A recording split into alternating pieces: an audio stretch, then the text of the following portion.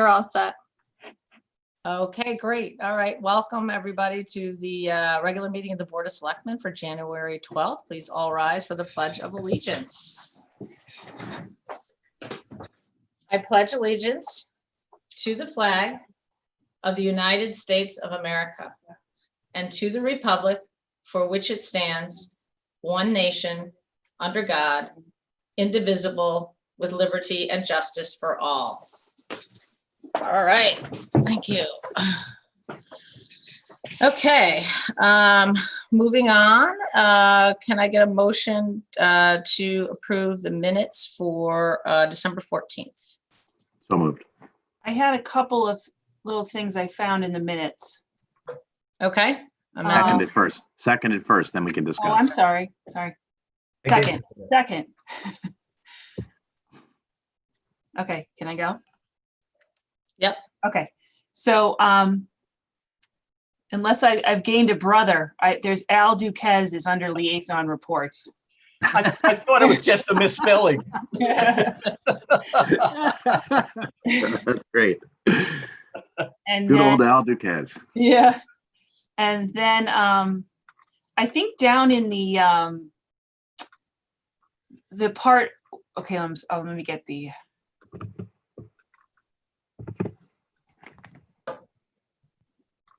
I think around number 11, there's a couple of things that don't really make sense. I think it's just they need to get moved around. If you go down to like Shannon Lewis to the Conservation Commission, and then it says moved to approve appointment of Amy Stefanowski. Okay. And then it says like Beth Scudder to Youth and Family Services, and it says moved. Yeah. Yeah. So I think it just needs to be. Cut and paste. Yeah. Okay. So do you want to amend the motion to approve with those amendments? So moved. Okay. Second. Okay, all offended, all in favor of amending the minutes and approving them with amendments, say aye. Aye. Aye, okay. Al All right, Duquesne great. can't vote either. That's right. Okay. So next item is my update. For the interest of time, I will do this quickly. I just first of all wanted to put into the public record a statement I released January 6th on Facebook, just expressing my really a lot of my feelings and emotions at the time of what happened last Wednesday in the Capitol. And I just wanted to get this in town record of my complete, abhorrence of what had happened. And I would encourage maybe we as a board could work on a joint statement over the next week, just as we issued under the protest civil unrest that had happened in June. Maybe we could as a board just release a joint statement that everybody's comfortable with. This was something I kind of poured out in my heart on Wednesday night, and I just felt it was important to get into the town record for history's sake. So I won't read it, but it is available to the public to see on the website when we post my slides, and I'm sure people have seen it on Facebook. In terms of updates, we're continuing to see that post-winter uptick in cases, and a vast majority of our cases now are community transmitted cases and not related to long-term care facilities. We're continuing to operate a staggered shift through the end of January because we have had some employee disruption, or I don't want to say disruption, but we have had some employees test positive and had some close calls with employees. And so we think the best way is to make sure that we always have, we don't have to wipe out a whole department for quarantine. Our schools remain open, which we're excited to continue to offer in-person learning for K through 8, and the high schools on hybrid. And then we are working closely with, the Department of Public Health and the state, and Trent will be on in a little bit to talk about the vaccination rollout and kind of where the state is right now. And then there's a lot of work going on right now to finalize the budget for the next fiscal year.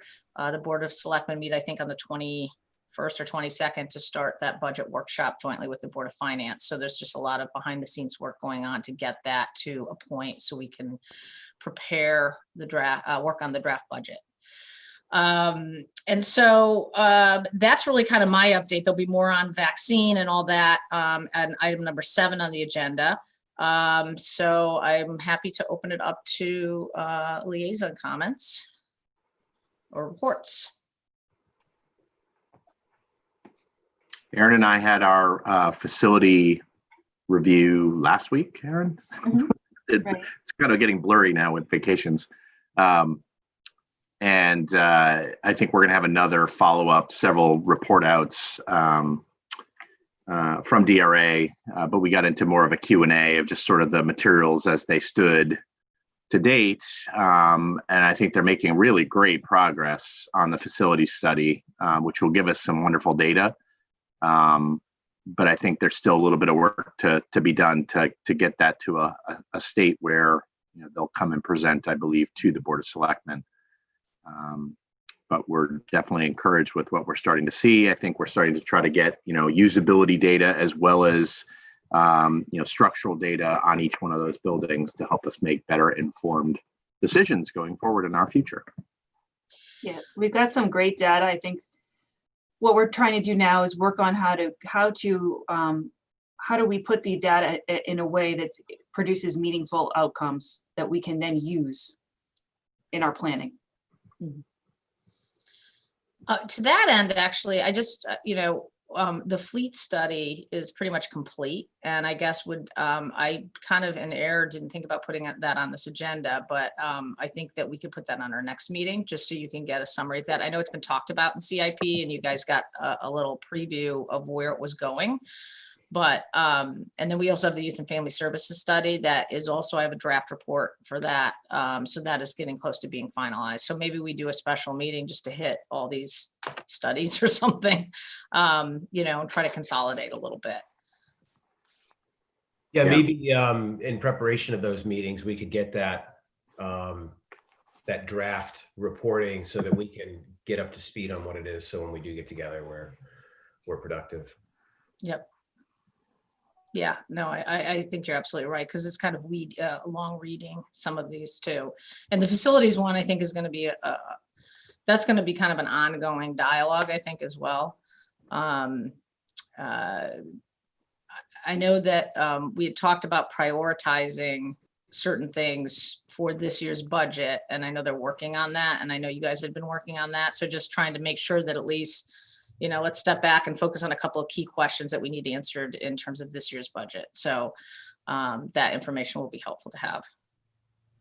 And last Any other- last update I had, Peggy, just to wrap up, was Bruce and I spent the last week interviewing 20 candidates for the Charter Review Commission that we're going to appoint 7 today. So we had some wonderful conversations, some incredible candidates that came forward and offered their support. And as Bruce and I usually say after each interview, they are now on the short list, regardless of whether we selected them or not, for future boards and commissions. So stay tuned. And I would just add that I think we were able to come up with a group of people that represent a lot of historical knowledge and also a diversity of community perspectives. So I think this is going to be a strong group, and I have high hopes that that they'll be making some good recommendations to us in the months to come. Great. Any other liaison reports? No? No. Okay, moving on to citizens' comments. Lauren, do we have anybody? No one has their hand raised.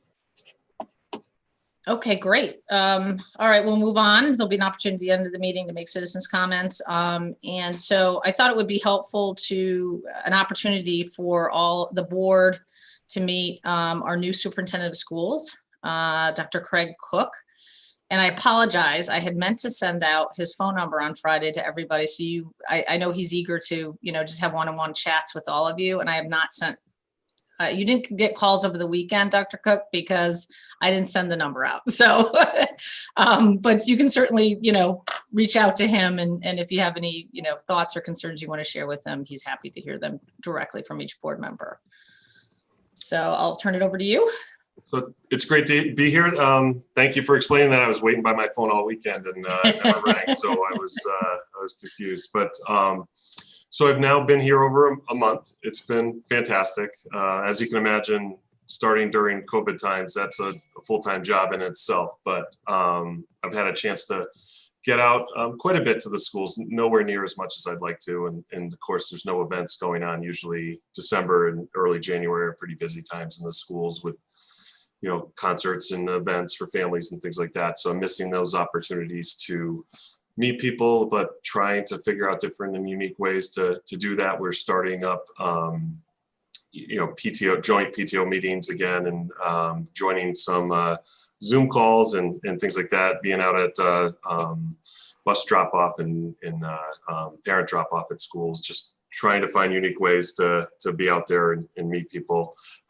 As you can imagine, right now we're heavily involved in budget. I was fortunate to have some days to spend in the district prior to starting, so feel like I have a pretty solid handle, and certainly Jean Ann Pettifote had really set me up. The interim superintendent really set me up in a nice way and did just a fantastic job setting the budget up and getting that started.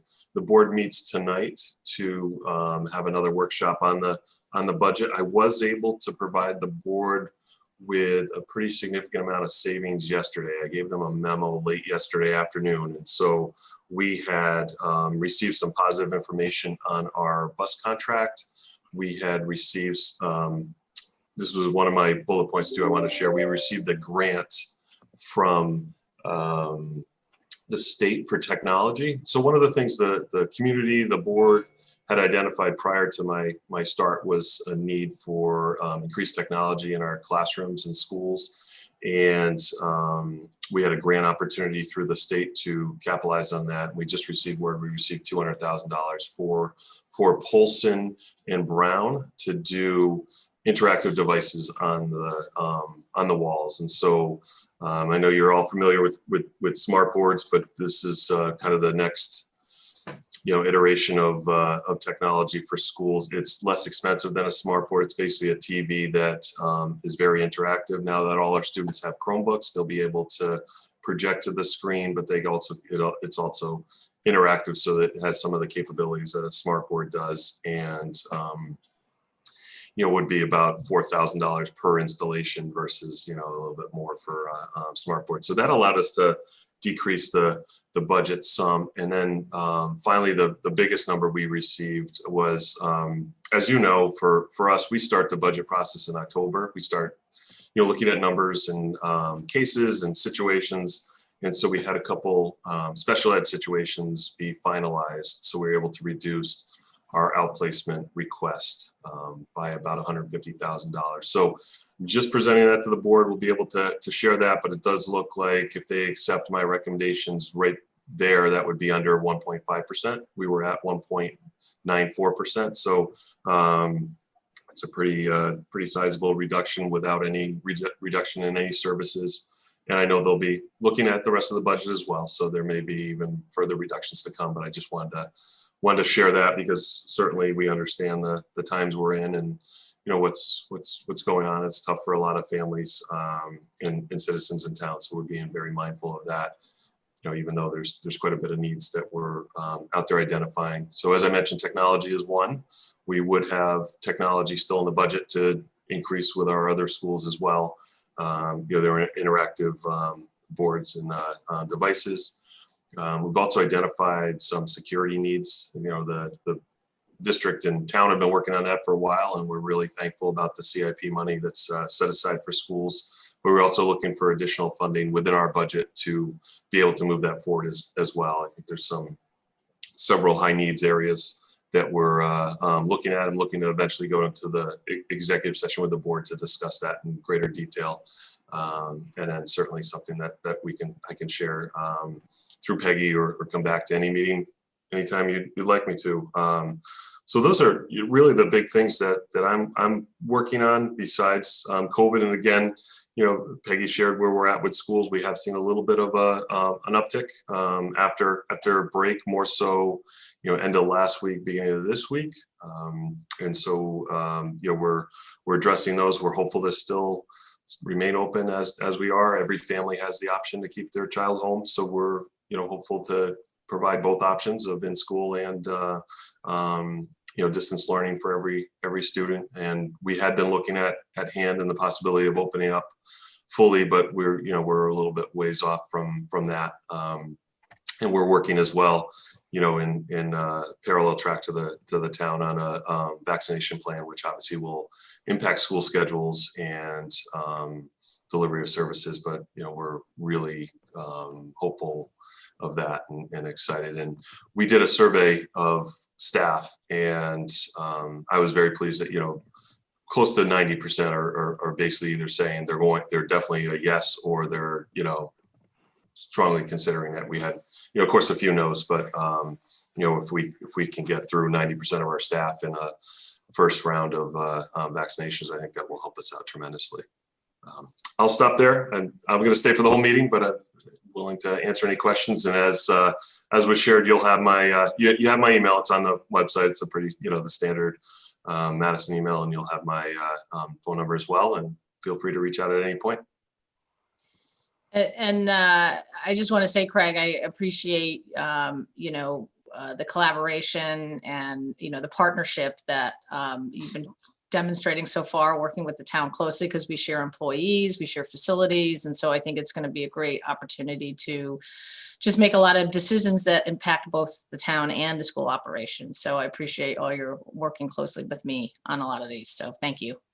Thank you. I view it as a key relationship, obviously. I think we all feel that, but it's certainly one that I'm always willing to put time in and communicate. And I know, it's just important to keep those lines of communication open. And so, like I said, if you ever hear any concerns or questions or there's something going on, please don't hesitate to reach out. I'm always available for you. Okay, great. Any questions the board want to ask now, or you can just save it for a private conversation? I'd just like to say welcome aboard. We haven't had a chance to meet, so welcome to Madison. Thank you. We look forward to great things in the future, and whatever we can do to help you out through your transition onboarding and the ongoing struggles with the pandemic. Please don't be quiet about it. Thank you. I appreciate that. Okay. All right, great. Well, thank you very much. And we'll be seeing more of you in the next couple of weeks, I'm sure, as we talk about budget. So thank you so much. Thank you.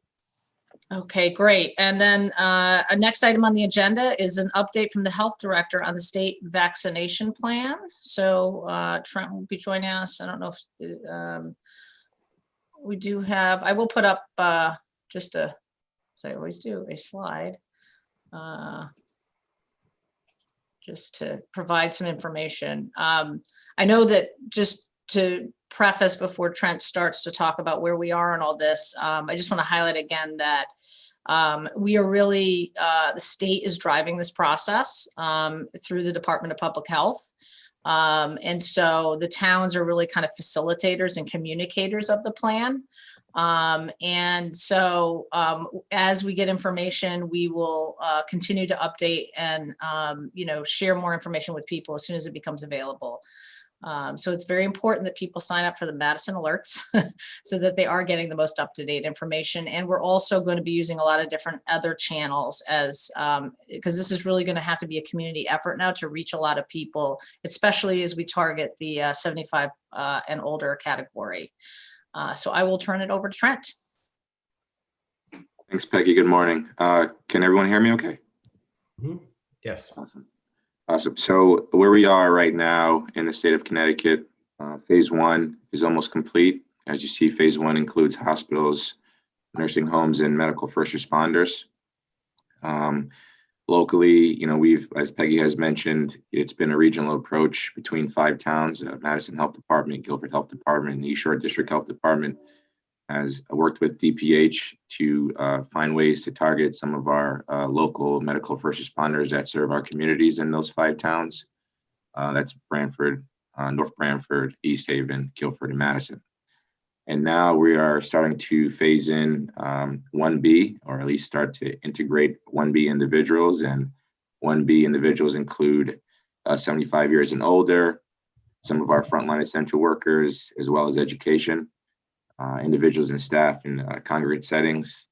And up to date, all the vaccinations have been reservation-based process. So it's based on appointments, and that's run through the Vaccine Administration Management System, which is known as VAMS, the federal system.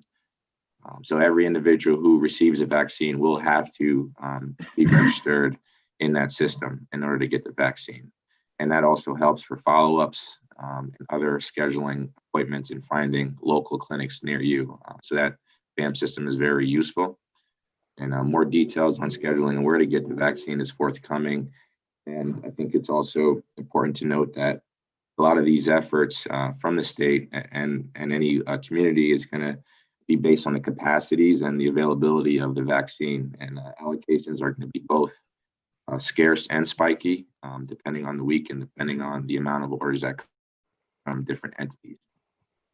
So this week, this Thursday, and moving on to January 18th, it looks that's when the vaccine appointments for 1B, essentially the 75 years and older individuals, will start. It's been said that your medical provider would be doing the outreach to existing patients. There is some phone support for booking registration. So if you're at home, if you don't have accessibility to the internet or an email, or individuals who don't have the wherewithal, the state will setting avenues for you guys to get your vaccine or get scheduled and registered to find a nearest appointment. And we will be the communication arm for that.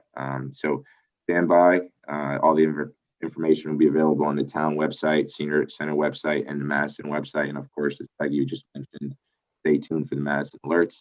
And that's where you're going to be able to get your general information on what's forthcoming with the vaccine.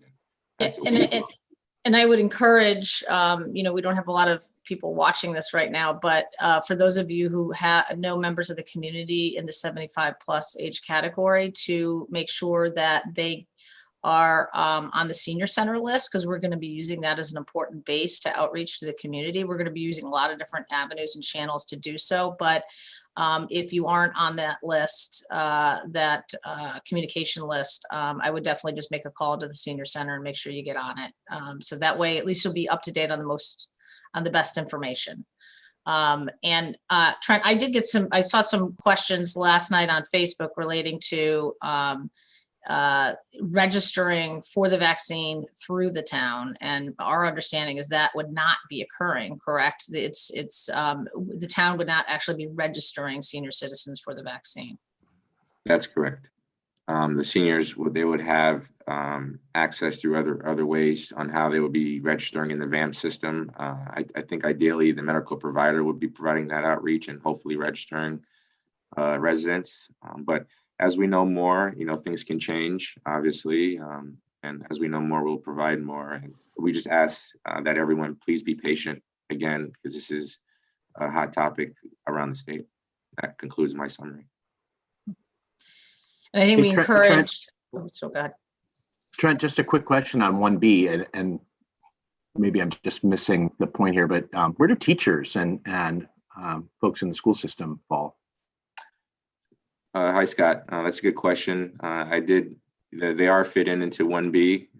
The priority of 1B category and the individuals that are 1B and how they are prioritized still needs to be addressed by the Connecticut COVID Advisory Group. So each one of these categories, Scott, has like a deeper dive into it. They technically would probably fall under frontline essential workers, but that's a very broad list below that. And so the Vaccine Advisory Board will prioritize within that. So we don't have all that detail yet. I think the governor's call yesterday, they were saying that was going to be released this week. Right. And do you if don't guys mind- happen to know, just related to teachers, so obviously public schools, but we have several private schools as well. Would they apply to both, do we think? What was the question, Scott? Sorry. Private school teachers versus public school teachers, is there a differentiation or is it just all teachers? No, it would be all teachers and paraeducators. I mean, Yeah. and essentially, the way that the state has been communicating it locally to the towns, they do need help with the rollout and distribution of the vaccine. So that's where these 5 towns and our health departments are looking to help out with whatever sector we can, and that's where we would try to maybe get to the education component, or like we did with the medical first responders. Trent, this is Al. I wonder if it's possible to elaborate a little more on the medical provider outreach. My question's in 2 parts. One, will people be hearing from their personal physician? And secondly, will private practicing physicians be actually providing vaccinations, or will all vaccinations be taking place at a central facility? So I can answer the second question, I think more directly. Based on Governor Mont's update, I believe 75 and older, they're going to rely on some of the pharmacies and testing sites that are going to be transformed into vaccination sites to help with the vaccination. I do not know right now to date if physicians have acquired the vaccine. So I do know that, and I do hope that more information on how the provider is going to reach out to that existing patient comes out as well. Thank you. Yeah, I know that they had on the governor's press conference yesterday, the hospitals are really going to be using every resource they can to reach out to people. So there is going to be an expectation that there'll be a big effort to do that, because most people in that age category have medical relationships in some capacity. Okay, any other questions for Trent? No? Okay. And so there will be, obviously this week, we expect a lot more information and more detail to be coming out, and we will be sending out more communications to the town just to make sure people are up to speed. Peggy, one final thought. I'm taking it from Trent's presentation that all of these policy decisions are really made by state officials, not by local municipal government. Is that correct? Yes. Yeah. Are you asking me or Trent? But yeah, no, these are all decisions being made by the state. There's some, just logistical things that the region health directors are making, but in terms of the policy and eligibility and all of that, that's done by the state. Thank you. Okay. All right. Moving on to item number 8. So I will stop sharing. And this is an update from the Ad Hoc Island Avenue School Future Use Committee. Just stop sharing. And I must confess that I failed to get this out yesterday afternoon. I think the final presentation was sent to me. So I know I pledged to get more information to the board ahead of time, and many apologies. So I think they'll be seeing this for the first time, Graham, just so you know. No problem. You have to read really slow to us, Graham, then. Yeah. Well, it's all about the presenter anyways, right? And the spin. So. All right. So Graham is the chair of the Island Avenue Ad Hoc Committee. So I will turn it over to Graham and his team. I see we have a number of members here. Great. Let's see here. Thank you so much for having us this morning. Let me just pull up my presentation. It's been a long, let's see here.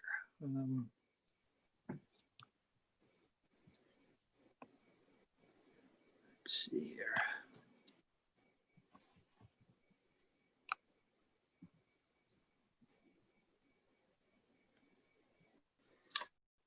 Yeah, I'm not using my usual computer here, so bear with me on the. Lauren, can you share the, allow me to share the screen?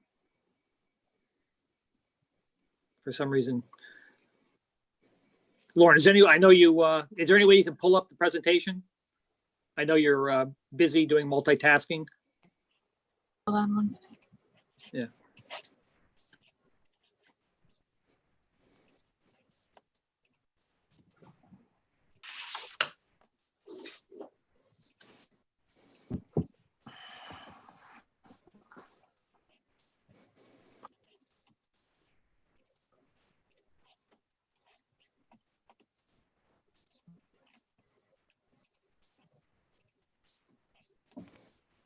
Go ahead.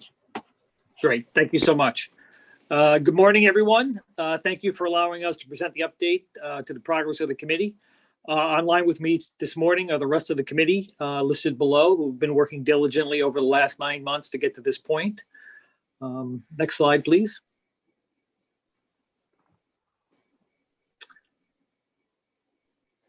So this summarizes the points I'm going to discuss this morning. Briefly, I'll just summarize, talk about today, and then I'll go into more detail on the subsequent slides. I'm going to update the committee charge one last time, go over the process chronology that allowed us to get to this point, provide our conclusions and recommendations, which is the primary end game for our process. I'll provide an updated schedule for 2021, briefly discuss the draft RFP that we put together to assist the Board of Selectmen, discuss the financial model parameters that we came up with that help evaluate the process, and then finally open it up to any questions or comments. Next slide, please. This is the charge. Obviously, the Board of Selectmen wrote the charge to us, so I'm sure you understand this, but I find our committee, we looked at this multiple times to kind of reorient ourselves to make sure we were following the charge explicitly. Highlighted in red are some of the key points. Obviously, the recommendation for possible uses for disposition of the property, which is our primary goal.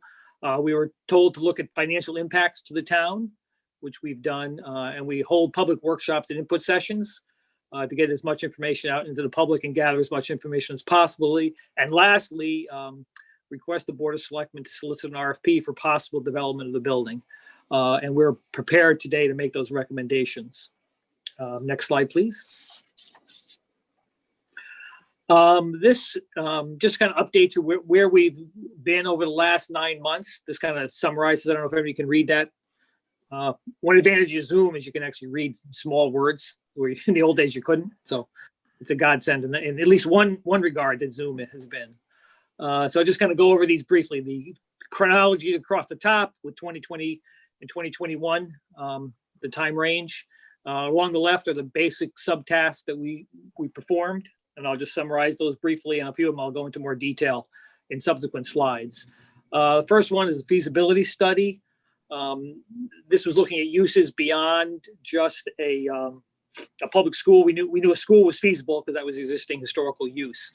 The primary focus on the feasibility study was the ability to develop for residential purposes, which was primarily driven by septic system design. We had a study performed, and the results indicated that it was in fact feasible to develop up to 25 two-bedroom units on the property. This was the basis of that was that beyond that, you'd need to go beyond conventional septic systems into a treatment plant similar to what is at the Muse or at Stop and Shop or at the high school. We felt that wasn't really feasible.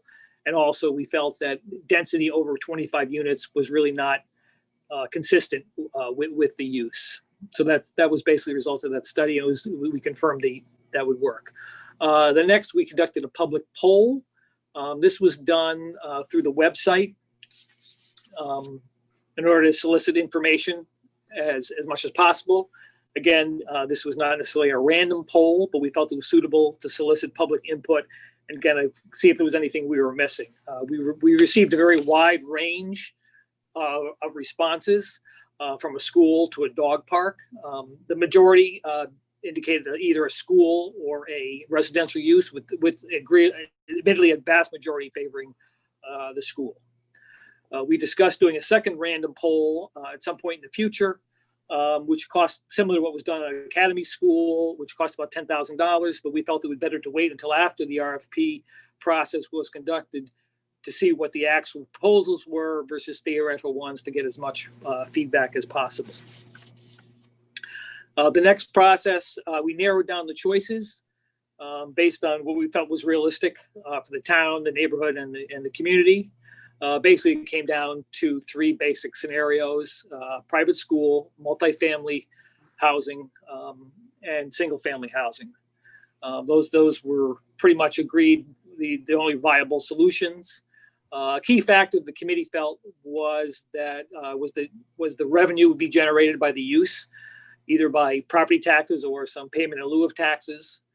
That was a critical decision point that we wanted to get revenue. So any public use was ruled out, as were any commercial retail uses, which did not seem suitable for the area. And there was also some concern relative to some deed restrictions, which was not necessarily our charge, but we were aware of them. Following that, we did have a public input session, which admittedly was lightly attended due to COVID, but we did have the video available on YouTube, and we published articles into the source to disseminate the information as much as possible to the public. I'm sure as this project moves forward, there will need to be additional outreach, and we discussed that on the schedule. The next task was to develop a financial model to look at how the money for the various scenarios worked. The purpose of this being able to utilize it for the actual RFP processes. I'll go over the parameters in a subsequent slide, but it did confirm to us that a school or multifamily housing was probably made the most sense for that. The next task identified below and by stars, which are presentation of the Board of Selectmen, and you being the most important people, you get the stars. So recommendations. So the 3 stars are our 3 presentations, the 3rd star being today's date, and basically provide the recommendations with the Board of Selectmen, which I'll go over in a few minutes. I will say that we spent a lot of time discussing the recommendations, and it was voted unanimously by the full committee. And also I'm going to read those in full in a few minutes. Beyond that, we have the next bar is a referendum process, which we have a draft schedule, which I'll go over in a little more detail in a few minutes. But that process is estimated to take approximately most of 2021, with a referendum sometime in the fall, exact date to be determined. Now, after all that build up, I'd like to turn over to the next slide, which are actual recommendations and conclusions. So these are the conclusions. I said this is we just spent a lot of time discussing these, and these were voted unanimously. So I'm gonna read them out loud, which I don't like to read on slides, but I think it's important enough that I should read them. So the fate of Island Avenue School building and land is important to residents of the town, as the response to the survey was considered above average. The land can be to support a new septic system that would service up to 25 multifamily dwellings and or 6 single-family houses. That's our estimate of the yield. Town council is resolving the deed restrictions.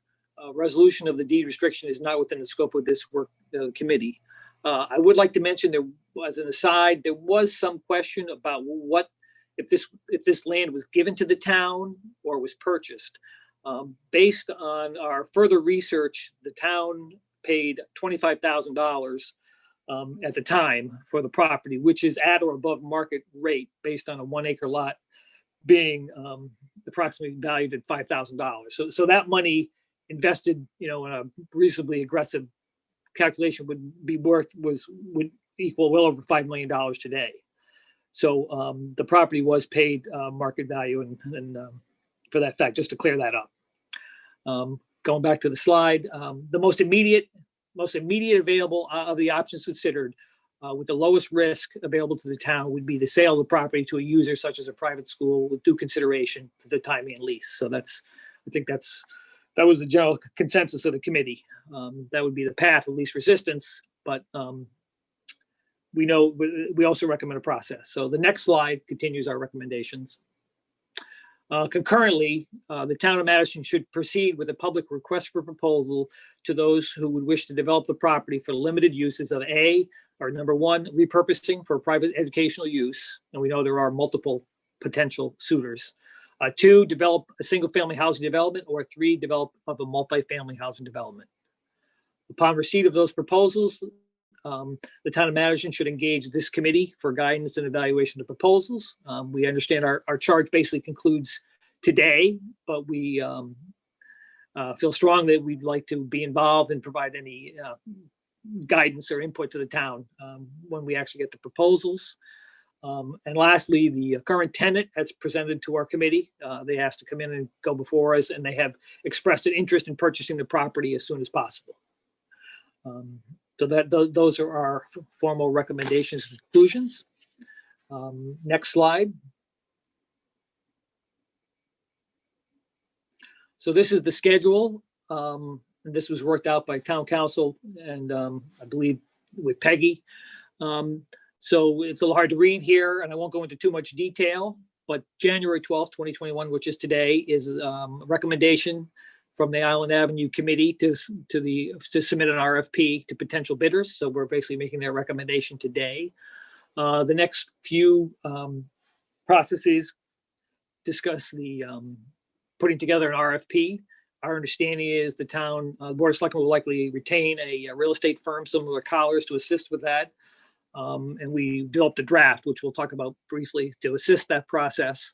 And then the key milestone would be the RFP responses due sometime in mid-March. Admittedly, that's an aggressive schedule, but with the lease, I think it probably makes sense to try to move as quickly as possible along those lines. The rest of the process there deals with more of a process for getting public hearings and getting to the referendum.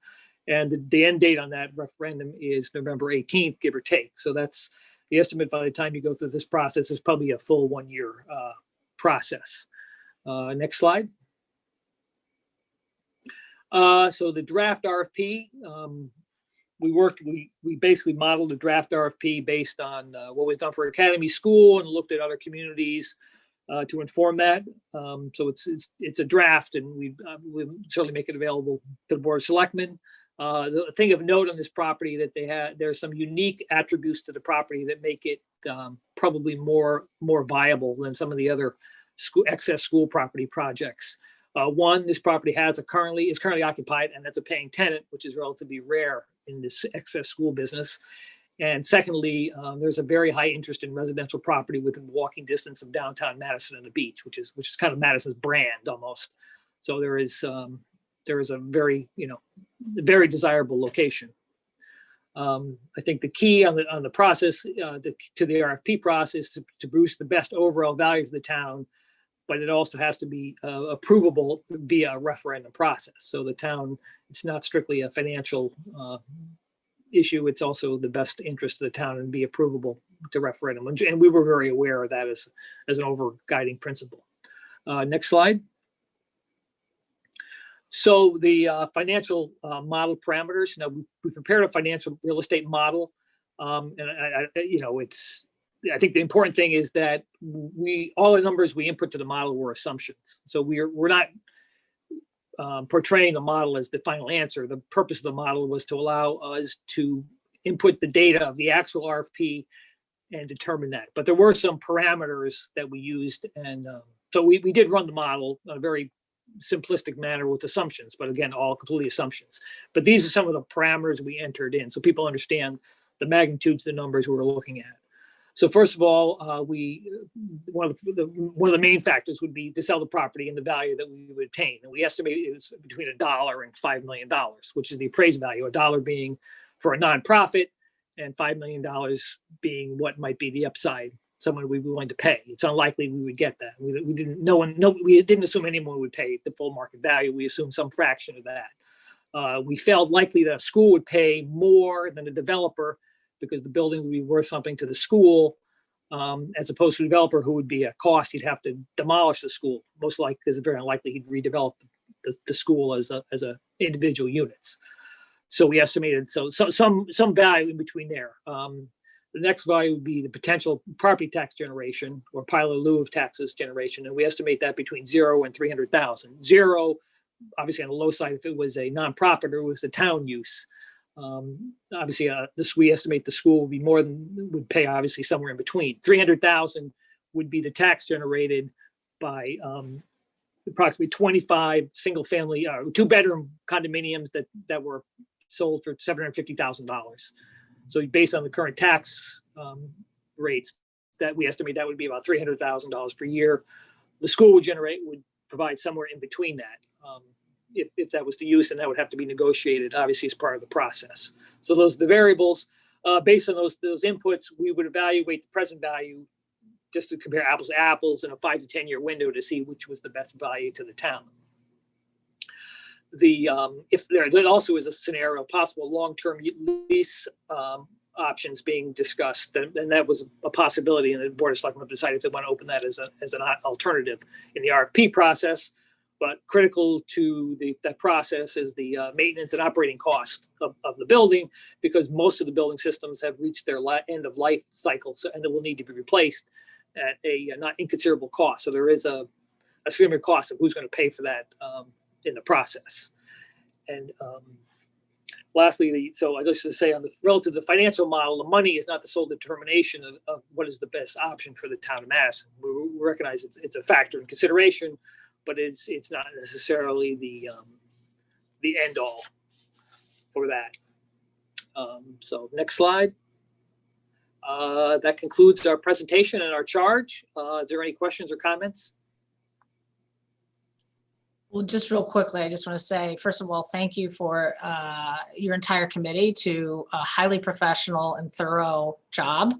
And I know it's been tough to kind of stick with this with the pandemic, and you guys have been just on the ball the whole time. I know there's been some delays and things like that because of COVID, as we've all encountered, but you've really stuck to this and brought forward a very clear, concise recommendation to the board. So it's much appreciated for all that hard work and dedication. And then I'll open it up to board member questions. I know for most of you, this is the first time you're seeing the presentation. So there'll be an opportunity to follow up again, but I'll open up to board member comments and questions. So I've got a couple, Graham, thanks for all this information. So the recommendation is the town put this up for RFP for sale. Is the recommendation that it's put up for sale for use as a school, or put up for sale and then bracket single family, multifamily, and school? The intent was to open it up to have either use who is the best value. So it could be a school or, housing. So not limiting the RFP would not be limited. Exactly. I understand that you received a presentation from OLM Prep. Did you receive any other presentations from interested parties? We did not, but I know that the country school had sent a letter previously, and they expressed interest to the Board of Selectmen, and they expressed interest in that. So I actually reached out to them subsequently and asked if they were interested, but they weren't able to pull it together in time. But they did express interest. One of the nuances is the nonprofit versus for-profit. And you're probably even more familiar than I with the school. OLM is proposing to purchase as a for-profit. Country school is a nonprofit, so that would have to be taken into consideration. That's why we want to have a kind of an open format of the RFP. Graham, if I can kind of supplement your answer there. Yep. Our financial model, which Joe basically wrote and we all and worked on, is based upon a number of assumptions, specifically sale values of the property, and it is irresponsible to make we as a committee felt that until we validated those assumptions with actual data that would be returned to the town via RFP, we couldn't narrow down a single use case. So we recommend that the RFP go out for all three so we can get the numbers to validate, so we can plug them back into our model and come up with basically the same decision criteria with real numbers instead of best available assumptions. All right. I'd be interested to hear a little bit of the thought process that tipped the scales to divesting the property as opposed to other continued town ownership. Either so, for example, continuing to lease it as is, entering into a long-term land lease or some other community use alternative? Just understanding how you drifted away from those in the decision process and to the sale. Well, first of all, the long-term lease, and that's certainly a scenario that we model, and that could be incorporated in the RFP. We just one concern was we didn't want to end up with another excess school property in the long term. So I guess that's where we were thinking more the sale would be cleaner, but we're obviously open to a long-term lease. Again, that's where the O&M type thing is there. In terms of the community use, I think the feeling was that it was important to generate tax revenue. The town, obviously with Academy, what was going on with Academy School and possibly community center, we felt the town already was moving in that direction. If that was to change, then maybe we'd revisit that scenario. But I think that we thought this property maybe was a little more viable for a sale because it has a tenant and it as a real estate, it's a little cleaner. It doesn't have the historic preservation restrictions that Academy does. So if you were going to, do something here, it made more sense to do it here than Academy, even though this building maybe is smaller and might lend itself to a community center better. We felt it was just too complicated to factor that in. But depending on what happens with the referendum on Academy, when and if that we could revisit that. But we just felt that, we thought we needed to move forward with the RFP. Did you feel like you got good input from the abutting property owners? Did they step forward and express their preferences? I mean, I think when we did the poll, I mean, we didn't track it. We felt that the neighborhood clearly preferred a school or a vacant, open space. That there wasn't much stomach for multifamily from the neighborhood, as you'd suspect. So that was, yeah. So I mean, I think most people like the idea of a school. It's been in the neighborhood. So again, that's when we talk about the safest route.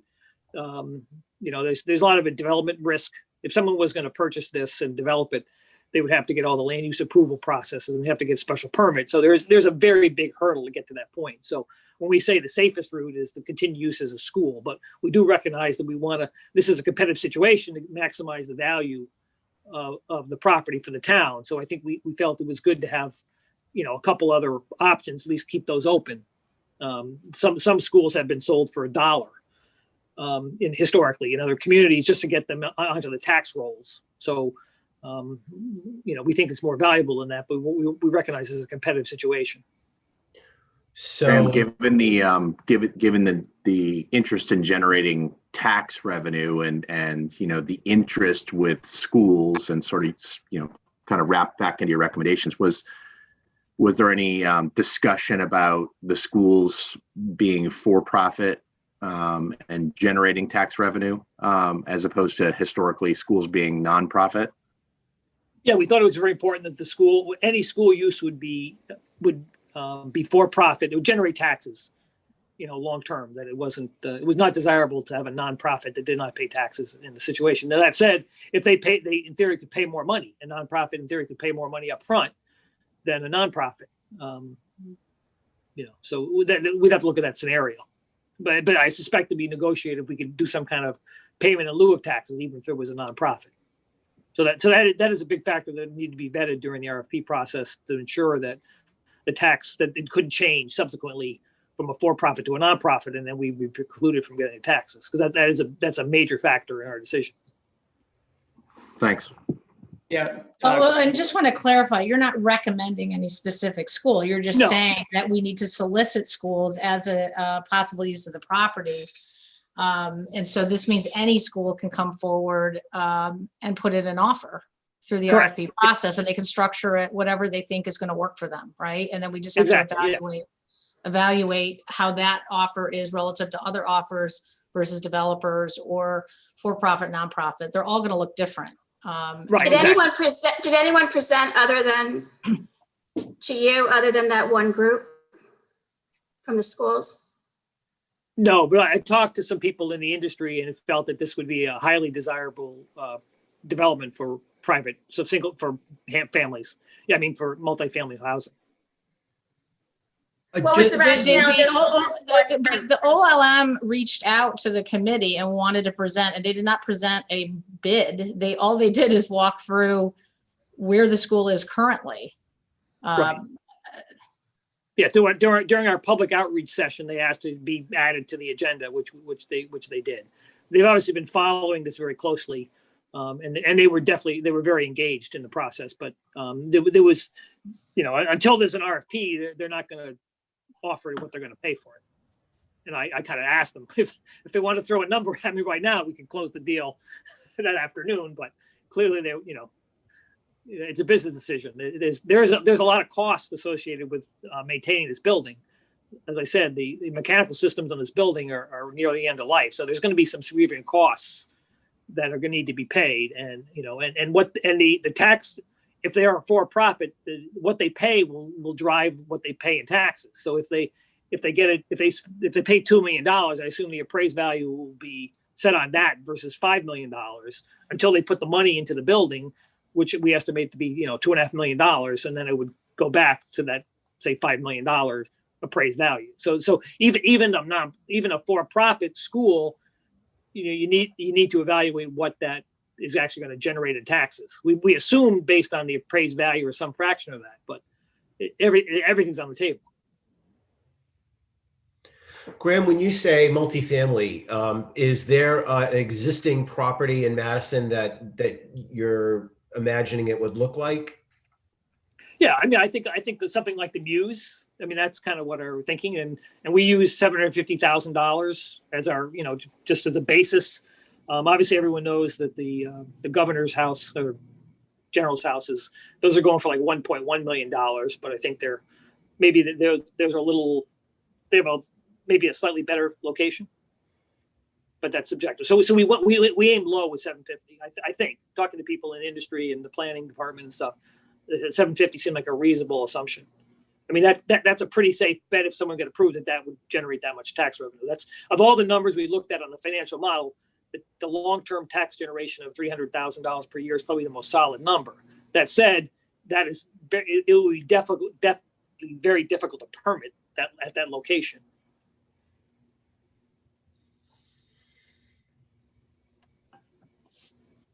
Graham, does the committee have some more detailed financial analysis, or do you anticipate that coming out as a result of the RFPs, as far as a financial analysis evaluating the options that you've presented? Yeah, so we have that information. It's kind of proprietary information we can share with the Board of Selectmen. We can make it available. I hesitate to put out any numbers because they're completely assumptions on our part, but we'd certainly, by all means, we'd share the actual model and the parameters that we input the model, and you can just adjust it, as needed. As I said, it was really more for vetting that this makes sense, and where the ranges of values would be. Mm-hmm.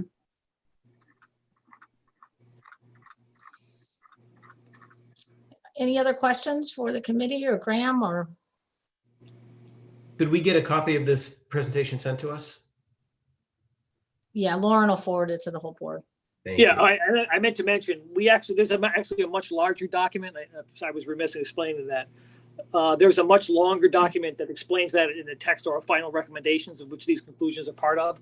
So we'll share that with the Board of Selectmen, obviously, and I would intend to put that make it available to the public through the town website. So the final report we got is part of the agenda. Should we just disregard that? No, that's what Graham is referring to right now. You did get his final report. Okay. The slides were updated. I just sent you the final draft of that presentation that was presented earlier. Okay, got it. Thank you. Yeah. Yep. And I would also want to make another comment, because I know Graham included in that the timeline, and that was a draft kind of concept that had been done by town council. I think it is aggressive, let's face it, because as I've learned, nothing moves as quickly as we would like it to in government. But so that's really just kind of just to understand all the steps that need to be taken. But I think that timeline is going to have to really be refined as the board decides how to move forward, especially with designing the RFP and launching the RFP.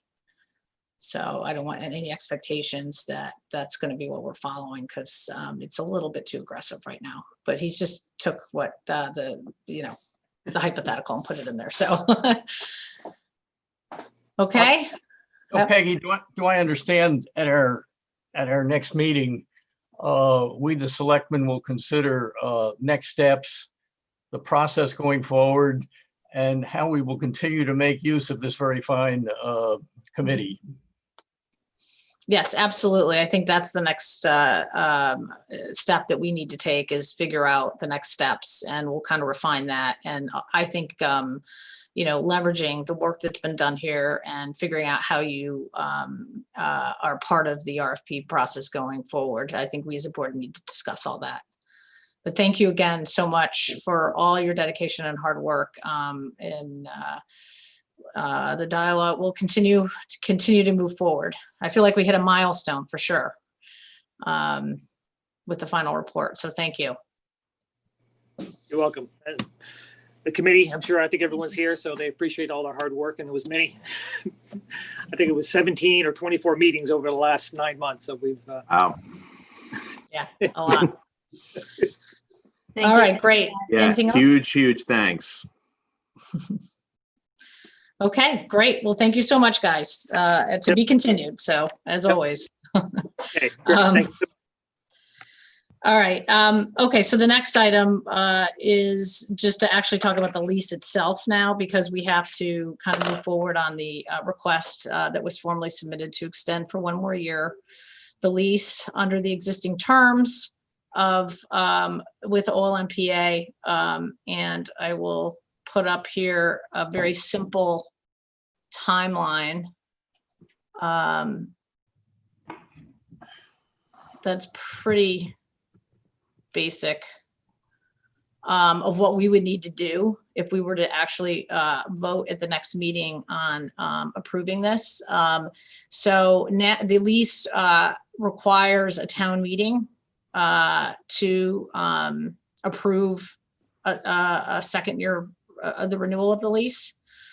So this is assuming that if we were to approve this, or, obviously this is a discussion, but if we were to do that, if we were to vote to approve, we would call a town meeting. We'd have to put a notice in the paper. And then we have the option of having a public hearing or not having a public hearing. Having a public hearing would just delay the town meeting date. One of the complexities here, as we've talked about over several different meetings these last few months, is how do we do a town meeting virtually? And we have a pretty good idea now, an outline and structure that Lauren has been working on about how we can do that and how we can do voting through Zoom. And so we also have 2 new registrars of voters that were sworn in last week. And they're an important part of this process. And so we were, I think, want to give them some time to make sure that they're prepared to run a town meeting. But this would be, if we did move forward in the next meeting and vote, we would have a town meeting either on February 15th, on or after February 15th, or on or after February 22nd. So I wanted to put this out here for discussion with the idea that I think we should just take a vote at the next meeting. And I think if there's any questions or concerns that any board member would need before making a decision to vote for the next meeting, should vet those in the next 2 weeks. And then also discuss, if we do choose to vote to renew, do we feel it's necessary to hold a public hearing? There's no voting that takes place. It would just be literally, I guess, reading the lease again and then allowing the public to weigh in with their thoughts before a town meeting. Lauren, I don't know if you want to add anything, because I know you put this together.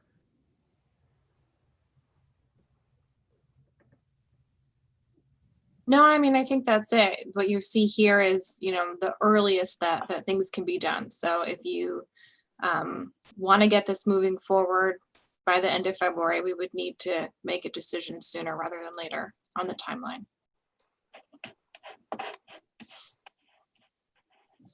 So any What was the date that we renewed the last time? Were we in the February timeframe?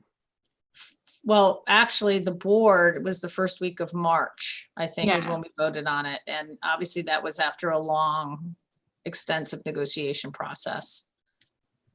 And then we didn't hold a town meeting because of COVID.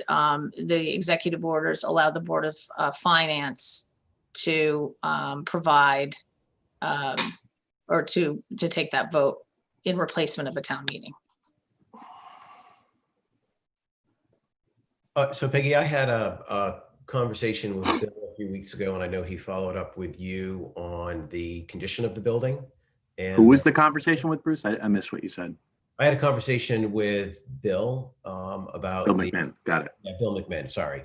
About the condition of the building and the mechanicals in it. And Peggy, I know he followed up with you. I think, I'm not looking for a problem there, but I think that understanding the current state of the building is important as we make this decision. It gives us insight into what is or is not likely to happen over the next year. I don't recall him reaching out to me on that, but you know, there's a lot going on. So I'll certainly touch base with Bill on that.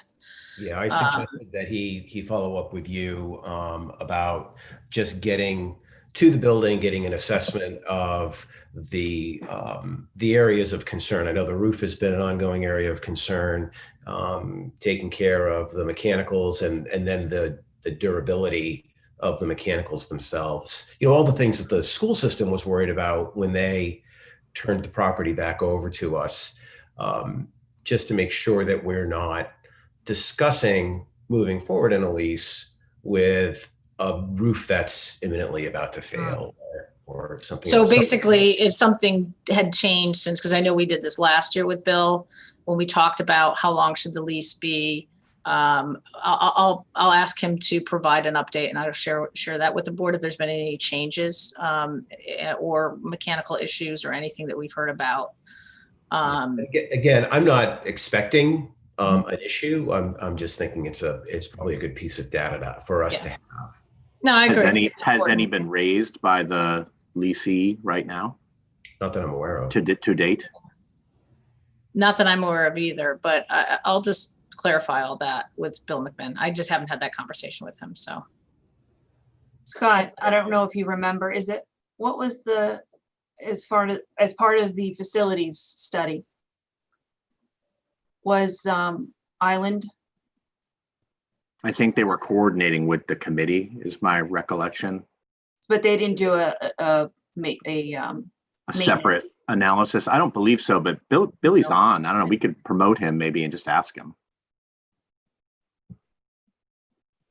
I saw him on the call, unless he just departed. I just moved him over. There he is. Okay.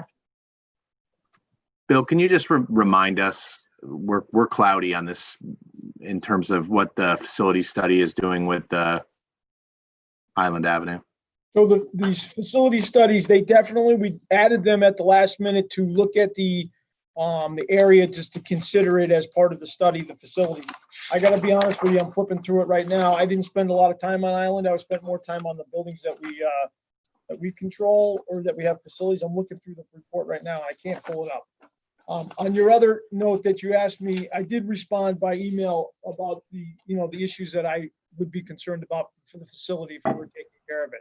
And I'll look through the report and get back to you. We did look at it. It was part of the review. We didn't do a big condition. I know we didn't do a lot on the condition. They did walk the property, but they didn't do a lot.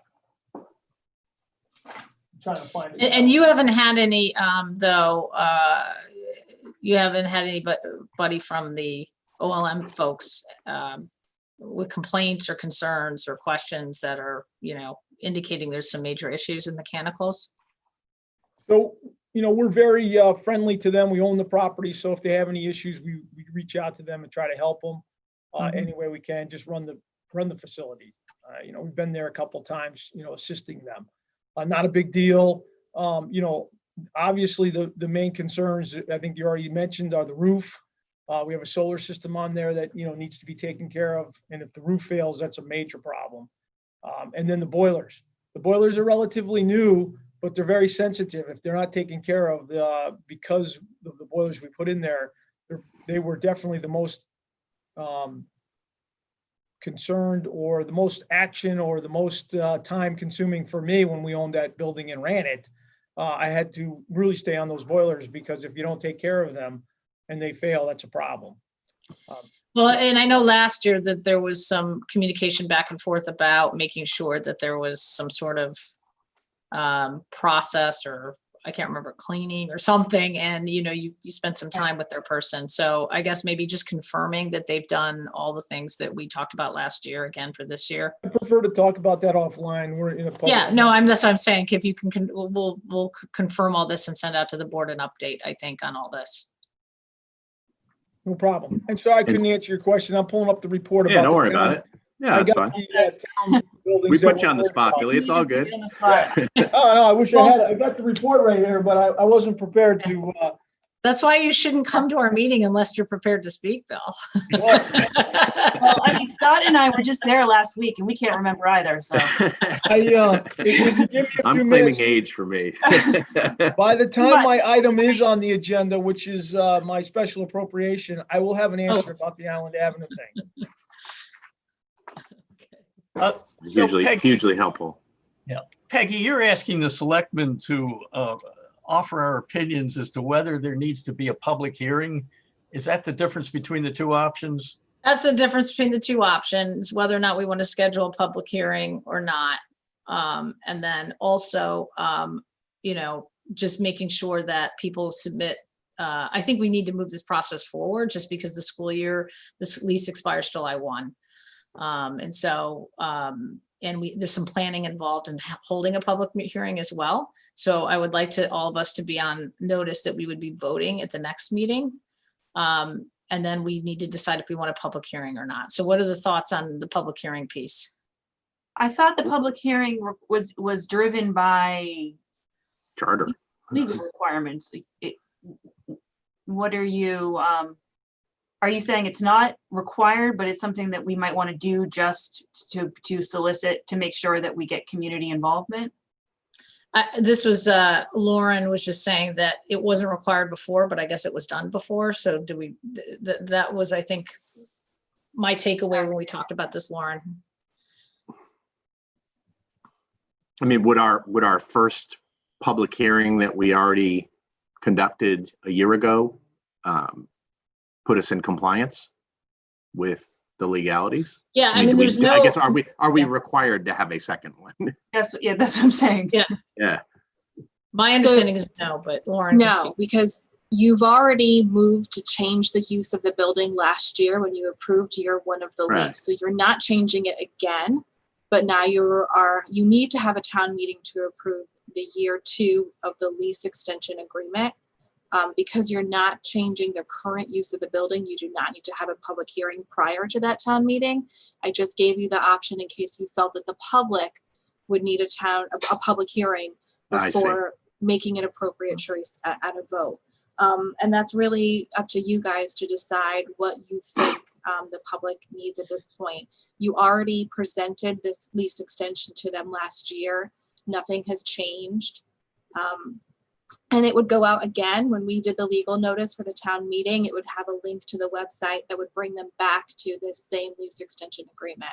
So it's been on the website for the last, 18 months. And it's been in the public realm for that long. So it's really just a matter of what you think the public would need at this point in order to go to town meeting and make an informed vote. And the hearing, is not to influence our vote. It's just information that the public might want, for their vote at the town meeting, right? So, Correct. So I think if people have concerns in terms of our vote, they should be coming to our Board of Selectmen meeting where we would be taking action on this. So given that it is really it's a public comment opportunity, Yeah. maybe we can do something in between, which is just provide them a way to submit written comments in advance of the town meeting. That could be received by the selectmen and entered into the record, in preparation for a town meeting. It would have I think the same effect, wouldn't it? That and or just to ask them to come to the meeting to provide on-camera public comment like any other issue in town. I guess why would we have to have a special process? But I don't know. Just encourage people to use email their comments to the board prior to our next meeting. So something Fine. That's fine. like that. I'm not expecting a lot of of input. But at least we've provided a mechanism. Opens the door. We've provided a way for people to do it who want to do it. That's fine. Okay, I think that's good. Yes, I Bill. guess just a general comment. I think anything we can do for expediency here, not to disregard any public comment. That's not what I'm suggesting, but expediency for the school itself, the current leasee, they're obviously trying to give some stability to their families and to the teachers and the school system and all the things they're trying to do. So I think, you know, while we're pushing forward on the RFP process as a separate and simultaneous process, I think we owe it to the school and the leasee to help them as well in the process and not drag our feet on the renewal process. Well, and I think that's what we've just done by saying we don't need a hearing. We can provide this other opportunity for comment and input and move straight to a town meeting. Okay, well, it sounds like then we're good on, and this would all be, because what we would do next week, we would make a vote on renewal or not renewal. If we choose to renew, then we would also send it to town meeting, correct? With the timeline, Lauren, at the next meeting. So we will work towards that and not include a public hearing in that. You know, I encourage any questions, information, whatever on this renewal, you know, that you would want in advance. Bill McMahon will get some information for the board in terms of the condition of the building and any concerns there might be, and then move forward from there. Okay, does that sound good? Yes. I just emailed you. I did find the draft, not for public information because we haven't gone public with it yet, just so you were asking about it. I did find the draft, some details on the costs, what they looked at. We have not, haven't spent a lot of time on it. And I'll forward you the email I sent to Peggy this week, so you have that. I didn't find the text. I don't know if we did a lot of text on it. Just an update. Okay. Thanks, Bill. All right, great, Bill. We got time. So we got till the 25th to get information to people. So in advance, obviously. All right, great. Thank you. All right, moving on is discuss and take action on setting standard mileage rate at 56 cents per mile for all business miles driven per IRS guidelines effective as of January 1st, 2021. Moved. Second. Okay, and this is I think a check the box thing we have to do every year. Any questions or comments? Nope. Okay, all in favor of approving as stated, say aye. Aye. Aye. Aye. Okay, great. All right. And then the next one is item number 11.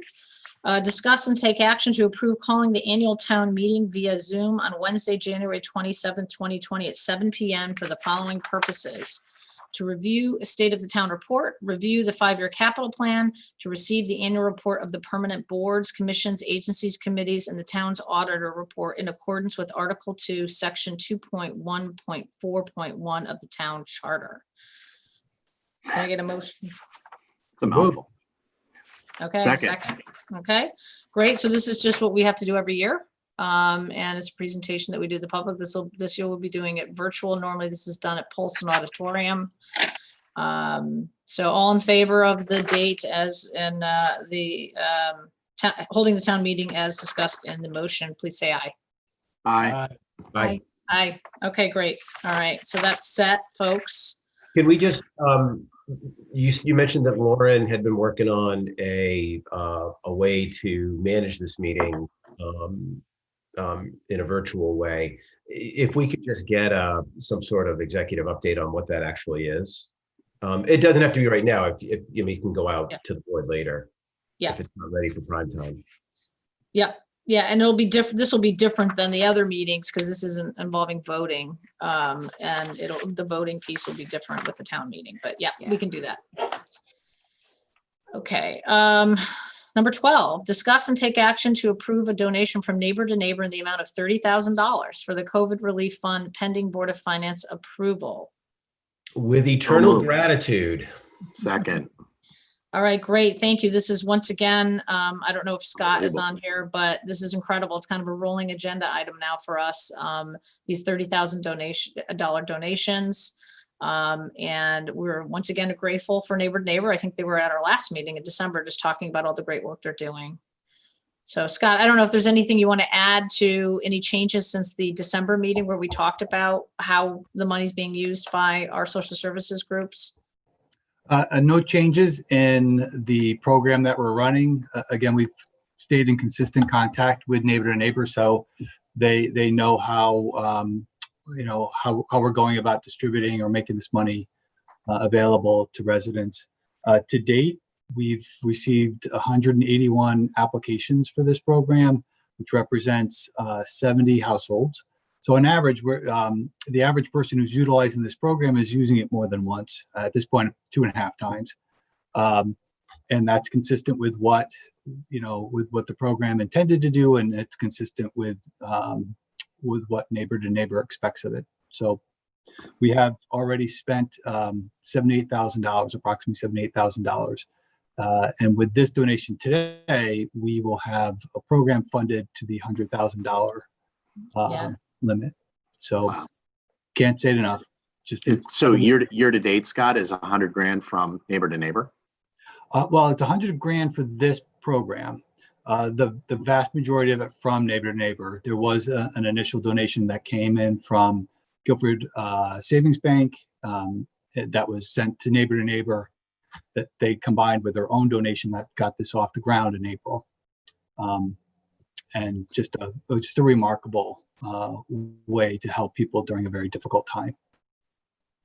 Yeah, it's a wonderful program, and Neighbor to Neighbor is really funded by neighbors in Madison, right? Yes. It's locally funded, and I think that just says so much about all the generosity, despite difficult times, the generosity of people in Madison to help and support each other. So we're once again grateful. Such a great point, and I think that's the attraction for people to Neighbor. It's you are helping people that are literally your neighbors, the people that are Madison residents. This money stays here. It helps people that are right here.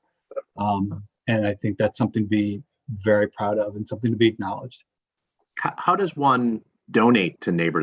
Is there a, Bruce, maybe you know, but is there a Madison Foundation or Neighbor to Neighbor site that one goes to make that donation? That's exactly right. Yep, there is. You go to the Madison Foundation, you click on it to make a donation, and you can go right to this fund. Perfect. So thank you, Board of Selectmen. Okay. All right. Thank you. Thanks, Scott. All right. So I guess we just need to real quickly, all in favor of accepting with gratitude the donation from Neighbor to Neighbor for $30,000, please say aye.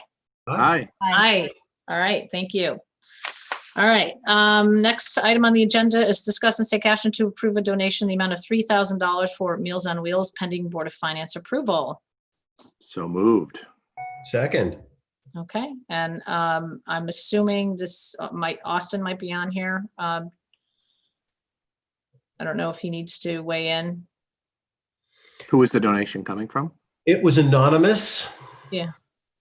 So I guess we don't really need to discussion. We're obviously very grateful to any member of the community stepping up in times like this. So, and Meals on Wheels has been, a huge part of the senior center's activities and increasing demand for as well because of people being homebound. So I don't know if you need to add anything else, Austin, but I think we're good. Yeah, just a big thanks to the donor, and it'll go to help a lot of people. We're very appreciative of that. Okay, great. All in favor of accepting this donation with gratitude, say aye. Aye. Okay, great. Thanks. Discuss and take action to approve a special appropriation request from the Facilities Department in the amount of $4,975 to fund expenses incurred due to Tropical Storm Isaias, pending Board of Finance approval. So moved. Second. Okay, and I think just to note that I think we're still waiting for FEMA approval, I guess, or for the president to declare Tropical Storm Isaias a federal emergency. So there is hope, though, that that will still happen and that we can get reimbursed for what we're spending. So I don't know if anybody has any questions for Bill on this. Just a real quick one, Bill. With all of the school building reorganization discussions, putting this new swing set in won't be undone if we execute forward on those plans, right? In other words, we're not building a swing set today to tear it down in 18 months. So I don't think we're going to move that fast, 18 months. My assumption is if we go forward with a facility plan, with a bonding we're 5 years out before we move into a new school. 3, if we went light speed, 5 would be realistic. So the swings, I know, are one of the big things that the kids like. And, the swings got, smashed, we made it safe and, it's not up yet. We plan on putting it up this winter, spring, if we can. And I think it's a definite need for the school and it's something that they want and they'll use for many years. Even if we do not use Ryerson in the future, they will definitely get many years out of this. Okay. Okay, great. All in favor of approving the special appropriation request, say aye. Aye. Aye. Aye. Okay, great. Thank you, Bill. You're welcome. Next item on the agenda is item number 15, discuss and take action to approve a special appropriation request from the EC Scranton Library in the amount of $43,477 to fund support staffing needs from April to June 2021. And I would actually like to make a motion to table number 15 for a future meeting. I don't know, actually we need to, can I get a second on that motion? Second. Okay, great. And really what we learned, this is for some expectations that the library would be going back up to full service in April. And I know there was a number of questions from board members, and then the library did announce on Friday that they're going to be temporarily closing again just because of some COVID related issues. And then there's also some uncertainty about how the vaccine rollout is going to be impacting their staff. So I spoke with the library director yesterday and we agreed that just to make sure everybody has the information they need and get questions answered, that we would table this for another meeting to discuss. So if there's any questions about tabling it, or are we good to vote on that? No? Okay, so all in favor, say aye. Aye. Aye. Okay, great. All right, so that'll come back to us at another meeting. Item number 16, discuss and take action to approve the appointing the following members to the 2021 Ad Hoc Charter Revision Committee. Nancy Daly, Matthew Gordon, Noreen Kokaruda, Joseph McDougall as chair, Robert O'Connor, David Osterman, and Joan Walker. So moved. Second. Great, and this is just following on our establishment of the commission. And I just want to say thank you to Scott and Bruce for their marathon interviewing sessions. And also thank you to the community for so much interest in getting involved. There's still going to be lots of opportunities. I think since last year, we've really been lucky. We've had a lot of people apply for a lot of these boards and commissions, and it's just great to try to have a lot of new faces involved on these. So I appreciate everybody stepping up. Any questions? No? Maybe just a comment. Don't be discouraged if you weren't selected to this particular committee. There are plenty of opportunities to continue to get involved. And if you're unsure of what those opportunities are, call Lauren. Well, and I'm just going to add that we could easily have made this a 20-person committee. Yeah. We needed to keep it to 7 as a manageable group, but it's not a reflection on the quality of the people who stepped forward and offered their time and service. So, please don't think that us not selecting you is a comment on our opinion of your abilities or what you would bring. And also encourage people to who did have an interest in this to follow the committee and to please submit any comments or specific things that you feel need to be done. There's going to be a lot of opportunity for public input, so continue to follow the process and weigh in. All right, all in favor of approving the appointments to the Ad Hoc Charter Revision Committee, say aye. Aye. Aye. Aye. Okay, great. All right.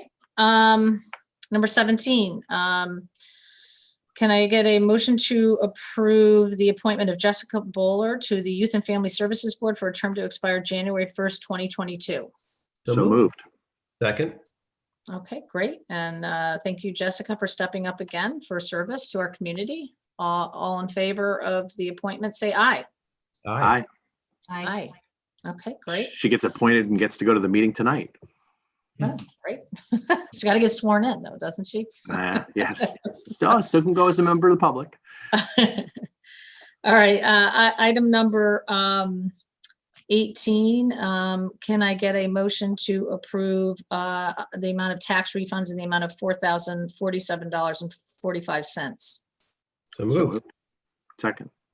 Okay, all in favor? Aye. Aye. Aye. Okay, great. Number 19, citizens' comments. Do you have any No one left? has their hand raised. We had a bunch for a while. Yeah, and funny, Gus just signed off. Gus has been on the whole meeting and he just left. Wow. All right, so let's He adjourn. clearly lost his internet. All right, can I get a motion to adjourn? So moved. Okay, Second. great. All right, thank you guys. And we made it before 9:45. I think Look at this is that, record. Aaron. Yeah. Nice. I think the No, key thank is a you. short agenda, I right? think this is a model that should be followed for our morning meetings. Yeah, this was good. All right, good. We'll try Good to luck at stick your to this. but- session. Okay, thank you, everybody. All See right, ya. bye-bye. Bye, everybody.